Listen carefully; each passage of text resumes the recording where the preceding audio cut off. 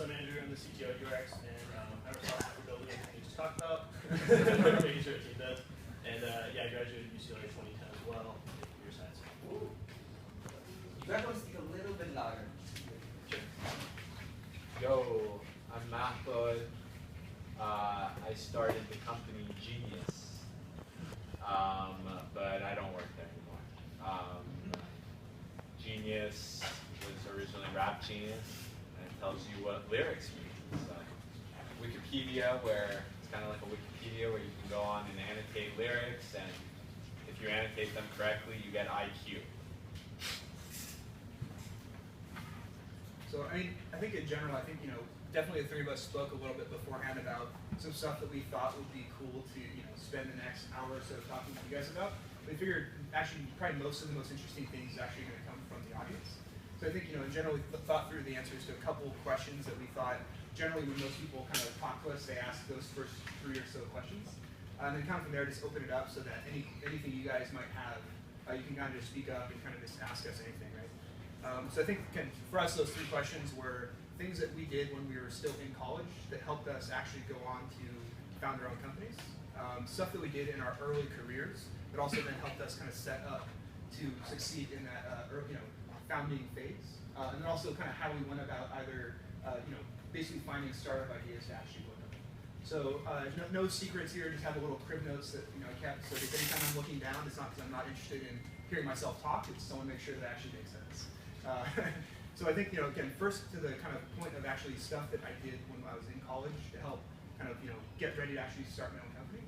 I think before anything else, the kind of 2 most important things, one was actually to make sure that you enjoy college and actually do exactly what each of you are doing now, which is like, mobilize and actually meet other people who are interested in the same stuff that you are. Because for all of the benefits that college has in terms of giving you the chance to learn a lot about something that you're really interested in, the most important thing is really understanding and meeting other people who have those same interests.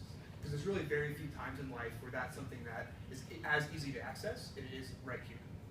And second to the point that's slightly controversial, and I'm happy that it's slightly controversial, very much in the program, I guess, mindset of this, which is that, especially given where you guys focus on finishing college and starting a company after that, right? I think that there's enough crazy stuff that you can do while you're still a student and take advantage of everything that starting a company actually has, to actually pump the brakes a little bit and enjoy that time first and foremost before you decide and figure out what is it that I want to do with the rest of my life. Because I think there's always that existential threat that you feel when you're a student, and certainly I felt it when I was here 4 years ago, which is like, what do I want to do with the rest of my life? And certainly I knew from an early age that starting a company is something that I wanted to do, but of course I didn't know exactly what that was. So the thought to actually defer going and doing it for at least a few years was one of the most clarifying things that I could have done, but also gave me the chance to continue to spend time with people like Andrew, who was a fraternity brother when I was at UCLA, figure out what we were both interested in during our kind of post-college lives, and actually then find something that we thought was interesting. Well, John, I have to play devil's advocate. Please, I hope so. I graduated in college, and I'm really happy. And the funny thing is, I was miserable and depressed all through college. I only enjoyed senior year. So if I would have dropped out, I would have missed the only fun part. So I'm kind of like, I guess if you finish college, it's great. But what's cool, and this didn't happen when I was going to college, is right now, just as like a resume thing, dropping out of college to work on a startup, it's like its own thing.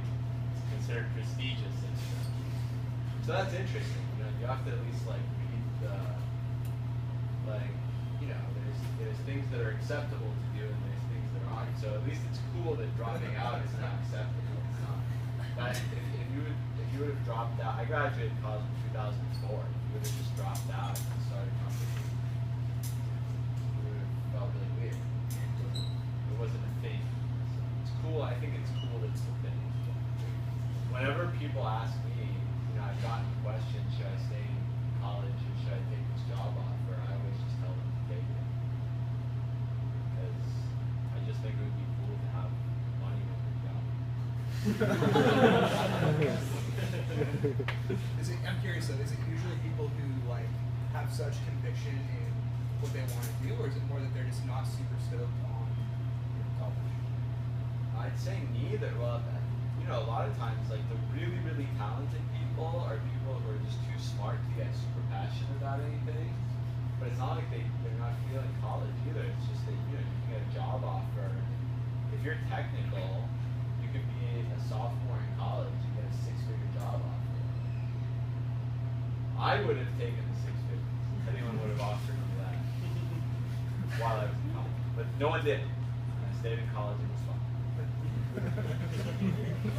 There's some amount of like figuring out what skill set you want as an entrepreneur, right? Like I think 2 years into college I probably didn't know how to work with a team or to build some shit from scratch to hackathon. And like so for me getting a job pretty early on was a way of like, I part-time at a tech company my whole sophomore and junior year.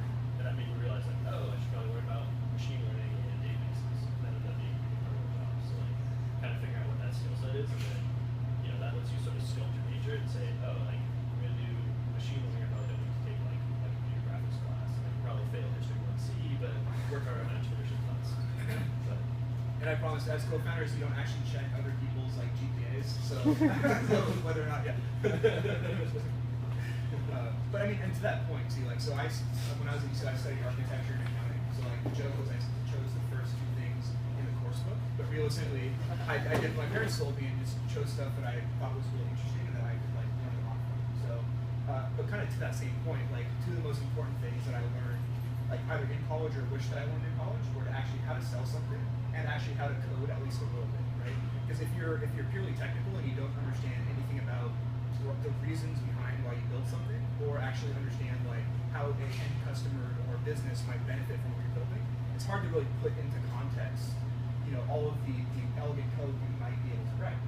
The other way around, if you're purely focused on the market and how to sell something, it's hard to actually appreciate how actually hard it is to build something, or more specifically and like tangible, how hard it is to actually like implement a feature that you think sounds interesting that a customer tells you they want, right? So I think the most successful people are people who have some concept of like cross-disciplinary ability, or actually work with other people who are really strong in those other sides of things that maybe each individual is not good at.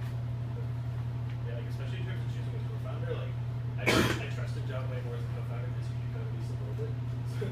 Which sounds funny, but like I worked at a couple like failed startup towns like during college and during my first job, and made the mistake of working with like guys who didn't really understand what the engineering process was like, and they didn't know how to sell as well as I thought they did. So I think to some extent understanding the other side of the table a little bit lets you sort of realize what you're looking for. There really is a certain amount of founder chemistry you need to get right. The site I'm working on now is called Spylight. It tells you what people on TV are wearing. It's a website and it's going to be an app soon. And then April and Jacob are here, Spylight team. And Jacob dropped out of college. I also did. Oh, you did too? Yeah, no, we hadn't talked about that. When Jacob told me, I suddenly got like, I was a little bit like starstruck. Oh. The guy who built Genius, my co-founder, didn't drop out of college. And then I really think he might have been better off doing it. Really? Yeah, just because like, saying he always seemed jealous of these kids who got here to start. What's that? Isn't there the thing in math that like no one wins the Fields medal if they're over 25? Like a certain faculty of your brain stops working. So you've only got that much time. I'm turning 32 next month, and I'm totally burned out. I'm never gonna have another good idea. Food for thought. Well, that's like the Teal Fellowship. Like I was the first investor in Facebook, so if anybody who's over 20 has an idea, it's not going to make me another billionaire again, right? It's like shit. I'm 26. I mean, I'm definitely not. I'm old compared to you guys because it's been like 5 years since I'm sitting where you guys are. But I can promise you, like, I'm not really that old. At least I don't think yet. That's what my parents still tell me, so I generally believe what they say. But yeah, it's fair. I think it's a fair point. To be honest, there's very few qualifications to like start a company that you will learn in college, right? So like you're not going to be more qualified necessarily to start something today unless you have a unique market insight. So you've like been working in a market for like 3 to 5 years. You understand something really specific about it that will let you build a completely new approach to solving that same problem.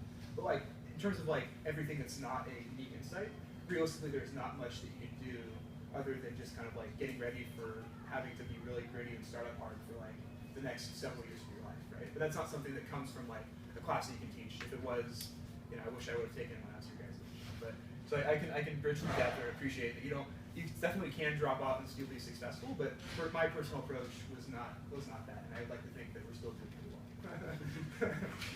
But I mean, yeah, I mean, do you have any other thoughts or things that you guys wish you might have known when you were like in college, or you know, as hungry as these guys are, but you know, still under the real gaze of teachers and professors and all that BS? I wish I hadn't been such a sheep my whole life. Yeah. Like we were even talking about Y Combinator, and like I did Y Combinator in summer of 2011, and at that point there was no such thing as turning down Y Combinator. And now I've met 5 different people who have turned down Y Combinator, and that's another thing that kind of makes me feel starstruck. It's like dropping out of college. It's like, whoa, you know, you're not a sheep like I was. So it's cool that nowadays, you know, you have that option. Totally. You use that option. You guys did it in 2012? 13, right? Yeah, so about just over a year ago. So now it's going to be about to be the 3rd class after we've gone through, right? Which is crazy. What was the when we were in it? It was kind of like, all right, we're in Y Combinator, we made it, game over. How was it when you guys? It definitely felt that way, like when we took the picture next to the sign outside the Y Combinator building and got like a ton of likes from all of our friends. But then when we got back to life, we're like, oh shit, this is way harder now than it actually was, because like you actually have to like do something now. So I mean, it's just another platform to pitch off of, right? But it doesn't actually make the hard stuff any less hard. Yeah, I feel like at the time we weren't even sure we wanted to go into YC. Like we were already fundraising, talking to VCs. And we were like, oh, like if we get into YC, like maybe we'll think about it. And then we got in, and like John tried to negotiate the percentage that equity that we gave to YC. Like that's not a flexible number, so okay, we'll do this. Yeah. It ended up being useful in ways that we didn't think it would be a thing. Yeah. Like it made it easier to hire, easier to raise. Group office were cool. Yeah. I feel like more than anything, having other founders to sympathize with was cool, because like, you know, you talk to all your friends, they're like, what did you do this weekend? Like, oh, I went to Coachella and like went out and raged on Friday, and like, and it's like, oh cool, we like slept on the floor of our office and ate cans of tuna, and like. But why do they have to just make the deal so shady? I just don't get it. I mean, It's not like they're not going to make a ton of money if they don't make it a little bit less shady. well, how shady? How's it? Like, what part It's of it? just not a fair deal. In the They take fix. too much. Yeah. I think it was. I mean, in terms of like, the mentorship is pretty useful, the network's pretty useful. I mean, in terms of our valuation we raised at, like, I think it's fair to say that the percentage of equity we gave up outweighed how high our valuation was. Yeah, I think like the stat that I heard recently that made me feel at least more comfortable with this, other than like the experience of it, the hearing that, you know, at the absolute minimum case, even if the company does go through, they're able to raise at like objectively 2 times higher valuation, made me feel less bad about the 6.5% we had to give up to do it, right? So it was like, you know, there's definitely clear you know, challenges with the equity, but I think our perspective the entire time, even having like 4 co-founders, which means we each have less a part of the pie, was always that if we could do something that's going to make the entire pie more valuable, there's very little reason for us to not do it, right? Because I think, you know, it doesn't matter if you have 100% of something that's worth $0, because it's still worth $0 at the end of the day, right?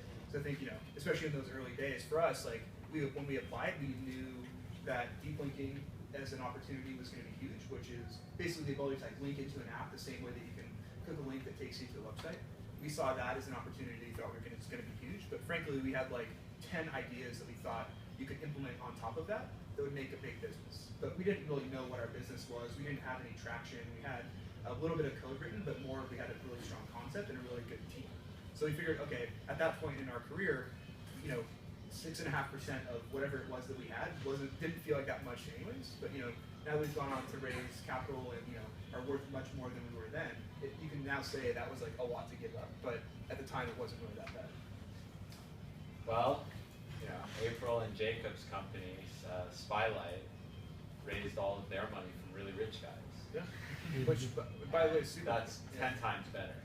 Much, much better if you can just raise money from really rich guys than from any kind of incubator or institution. which I will say, if you guys haven't checked it out yet, definitely check it out. Mahbod told me about it yesterday, and like I started playing around with it. I sent it to my girlfriend. She thought it was the coolest thing that she's seen in a while. So it's like pretty cool stuff. So definitely check And we're it out. hiring. Yeah, and they're hiring, right? The cool thing is, if you dress like people on TV and you watch a lot of TV, it just kind of feels like you're melding into the television. That's what I like. Yeah, and conversely, if you wear startup shirts and then you feel like you're actually melding into the startup. Yeah. So No, I'm embarrassed that you guys came sporting the URX regalia. I mean, this is the most diverse we are, which is 2 different colors of the the shades of gray. Right? That's like That's beautiful. yeah. Once you stop wearing your company's T-shirt, that's when you've really become decadent and jaded. That's fair. It's not quite there yet. Let's see. I think other thing I wish, again, like on this subject, I guess the last thing I wish I would have done earlier than later was actually like something it's like learn from people who know more than you, right? One of the most important like mental constructs that somebody taught me like early on was the fact that like there's a big difference between intelligence and experience, right? So I think you can be the most intelligent person in the world, but have very little experience, and that's still gonna be hard to get a lot of stuff done. But if you have that ambition and you have that like intelligence, and you're able to go find people proactively who have experience in places that you don't, that's one of the best things that you can do for your early career, to actually build strong mentors, help talk to people who have done stuff that you wish to do, but also help you kind of see things that you might not have seen otherwise.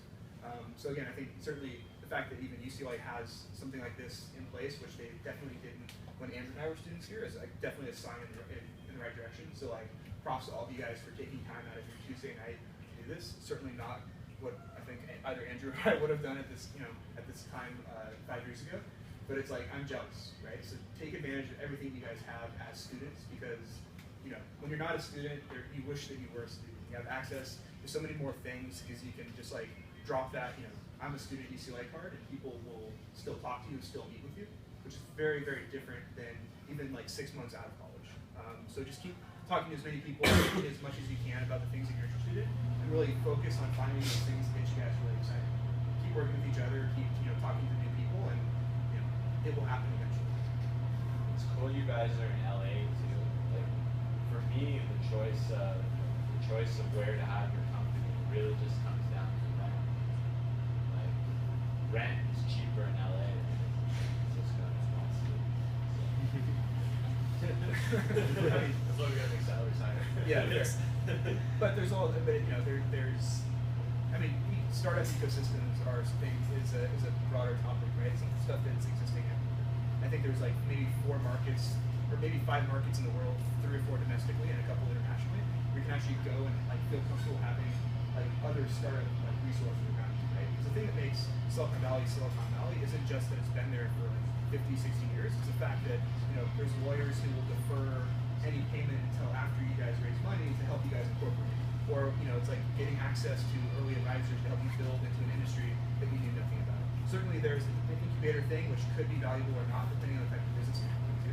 But of course, it's also the capital. So whether it be the smart rich dudes or whether it be the smart venture capitalists who can actually help fund your ideas, the more proximity that you have, in addition to people you can actually work with or find as peers, so other engineers, other smart business people, marketers, salespeople, the more of that happens in one area, the easier it is to actually find that like right overlap of stuff that lets you be able to actually start a company, right? So I think definitely something that's happened, and it's probably the most mature up north in Silicon Valley. San Francisco is doing an exciting job down here in LA. Like, it's very clear, even year over year, every time I come down here, it's like amazing, and I have more and more friends who are part of this ecosystem, and I couldn't be more happy about that. So you can go to Austin, you can go to New York, you can go to Israel. There's so many different places where you can start companies, but I think finding other places where there are other people who care about that same thing that you do is like one of the biggest characteristics I look for with like figuring out where to start a company.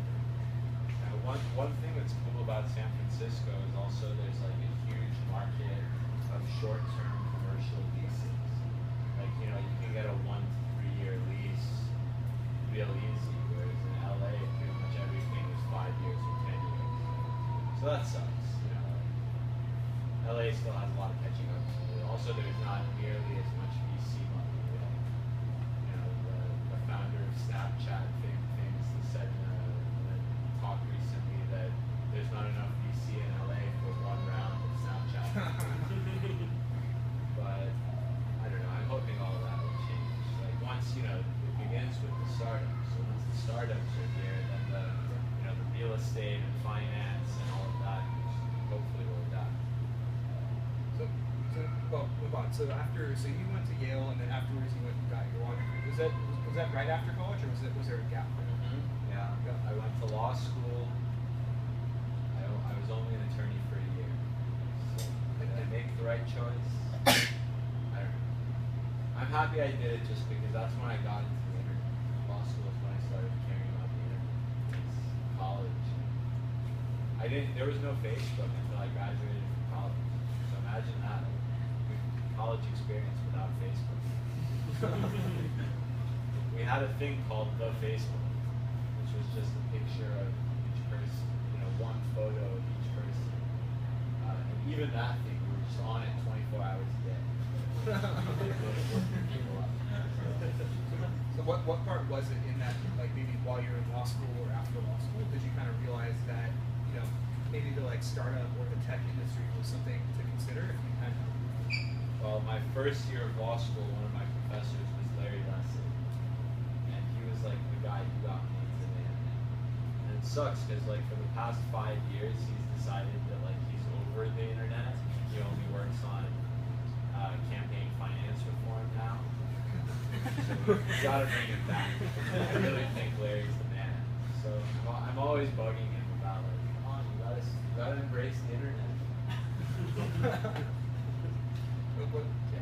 Was there something that he said, or was there a key lesson, or just kind of just the fact that he was just a boss? Not really. The thing is, once you get into the internet, you've gotten into the internet. I'm not even a technical person. For technical people, we were just talking. I think a lot of people echo the sentiment that majoring in something doesn't help you at all. Really, to learn to code, you just have to code. Once you get into the habit of Googling stuff and copying other people, that's how you learn. You just gotta get self-confidence. I think there's a big gradient. There's a big gradient in terms of what it means to be able to code, right? So it's even the same way of the law, right? There's some, I know my rights as a citizen, so that if I get pulled over, I won't get fucked by the police, which is very different than me being able to go defend myself or somebody else for the murder charge, right? So it's a similar, I think, degree of experience you can gain, but you can gain a lot for that first 20% of these side effects. But yeah, what about you, Andrew? What was the point where you it's oh wow, this is kind of what I'm gonna do? So we started throwing ideas around in college. That was just the activity was just sitting around throwing around business ideas and just trying to bash against each other and play devil's advocate. And then start hacking up prototypes and really build several dozen prototypes before we got anywhere. It don't seem like we knew we wanted to be entrepreneurs, but I don't think we knew how. But it seemed like it started with identifying what college doesn't give us. In computer science, we think we'll get good at finding market opportunities or being leader or working with a team.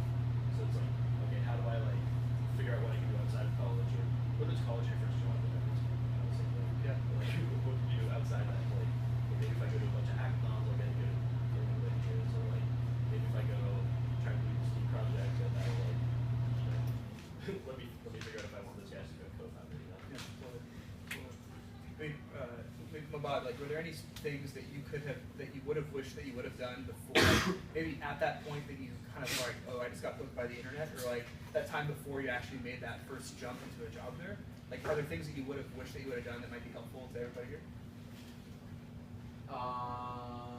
Well, the obvious one for me is I wish that I was somehow technical or had some kind of technical job.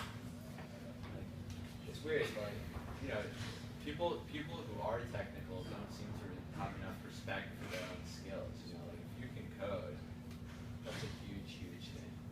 I can't believe anyone has ever hired someone else to build something for them. How could you bring yourself to do that for money? I guess we used to live in a different world. So. I think there's a flip side of that too.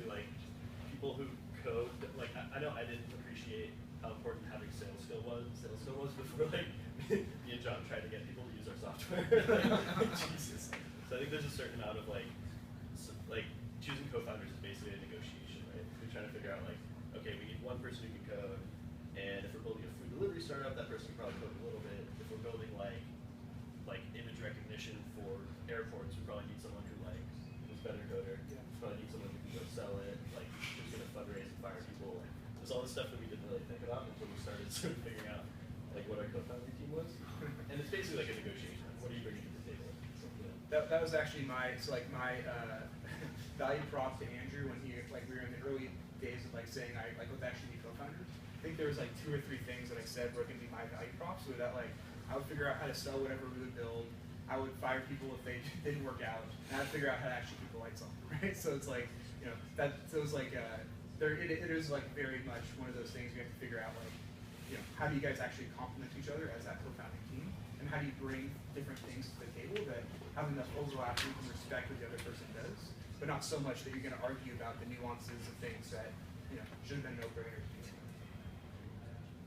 Yeah, it's I think there's a certain amount of vetting your co-founders you want to do too, because some of the most important conversations we have is for 12-hour whiteboard sessions where we have to completely pivot our business. And if there's anything personal, don't trust each other at that point, you're completely screwed. Right? So I think doing hackathons was a pretty good test of that. If you do a hackathon, you're at hour 12, you're like, shit, we don't have anything, John has to be on stage in 5 minutes. Understanding how people will react when stuff like that goes down gives you a better idea of who you want to be a co-founder with and who you don't. Which even within CC, look around and see other companies there's founders yelling at each other on demo day. It's okay, that doesn't look like that's going to be existing in 5 years. I think there's a lot to be said for having a strong co-founding team, and not just having great skills individually, but being friends and trusting each other is a pretty undervalued part of the startup culture. Totally. You spend so much time with these other people anyways that if you don't have more in common than just what you're working on, it can get challenging pretty quickly. But what about you, Mahbod? It's when you guys were kind of in the early days, in any of the ventures that you've worked on or that are working on today, either advising or investing in, what is that those early days look like? Or you mentioned earlier the concept of finding out a key insight. What were how was that first, or maybe those 30 days or 60 days before the venture? Well, I think a really valuable thing to do is to work out together. That's a must. That was, Y Combinator. My salient memory was we had this whole elaborate Byzantine hustle for how to sneak into the Stanford gym. And, one of us would buy a pass and then go and open the fire door to let the other 2 in, or if someone's watching the fire door, you can let them in from the squash court. We had it all planned out. So I think working out, it's funny, you were talking about people yelling before demo day. Right before we got on the stage at demo day, only Tom was talking, the co-founder who built the site, but we were all doing push-ups together. And Paul Graham thought that was cute. Spylight is doing a triathlon together.